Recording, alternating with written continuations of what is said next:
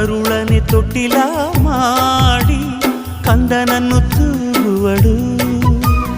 ಮನಸ್ಸನ್ನೇ ಮೆಟ್ಟಿಲ ಮಾಡಿ ಕನಸನ್ನು ಜಯಿಸುವಳು. ಕೊನೆಗೆ ಕೊನೆಯಲ್ಲಿ ತಾಯಿ ಪ್ರೀತಿಗೆ ಕೊನೆಯಲ್ಲಿ ಜೊತೆಗೆ ಇದ್ದರು ಇಲ್ಲದಿದ್ದರು ಈ ಪ್ರೀತಿ ಬದಲಾಗದು.